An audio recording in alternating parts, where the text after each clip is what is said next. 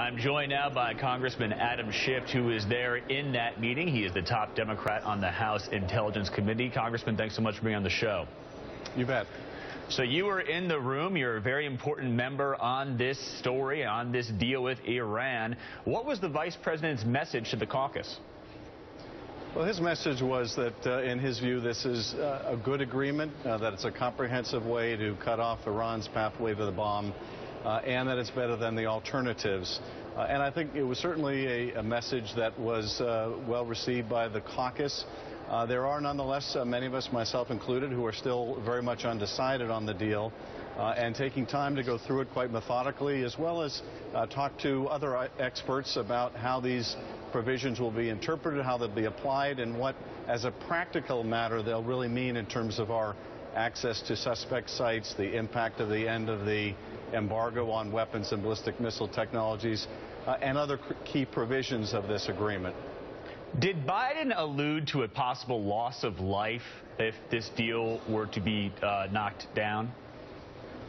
Well, I don't remember that specifically, but it was obviously a wide-ranging and long conversation.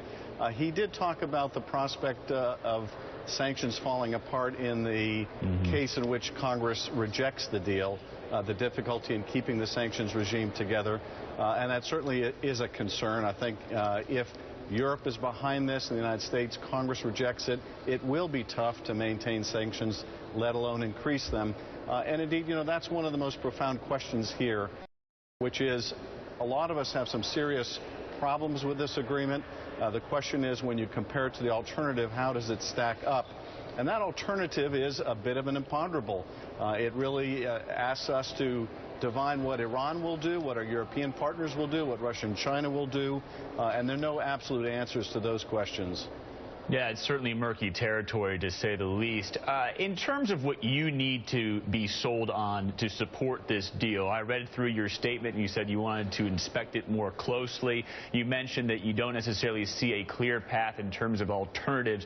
What do you think that you and your colleagues will need to ultimately hear specifically for you guys to support this deal, which will come under a lot of scrutiny over the next 60 days and into September, and will be a political football, because we've seen where the Republicans have been on this issue, especially after Speaker Boehner invited Netanyahu to basically give a joint address to Congress opposed to this deal? Well, for me, a lot of it comes down to how workable is this agreement in practical terms.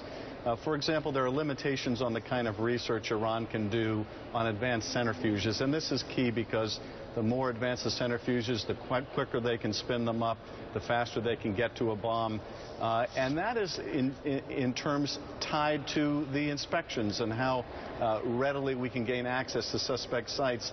I'm less concerned, frankly, with those timelines when it comes to enrichment activity, because if uranium is present, we can detect it even after the 24-day period that Iran plays rope-a-dope with us. But if they're doing research and development on centrifuges, if they're doing other possible military applications, those things will be easier to conceal. What are the limitations? How practical are the enforcement mechanisms? How quickly can we get into these sites?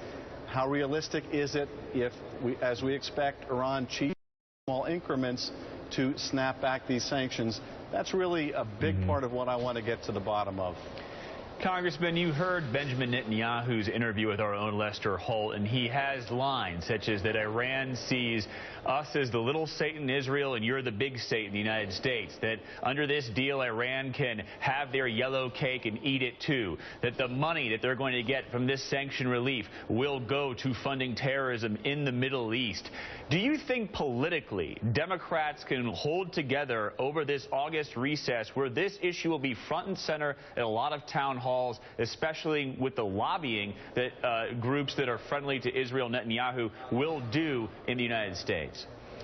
I think and I hope that on an issue of this kind of surpassing importance, and for many of us, I think this will be the most important vote we cast in a decade in terms of our national security, that we'll put all other considerations aside.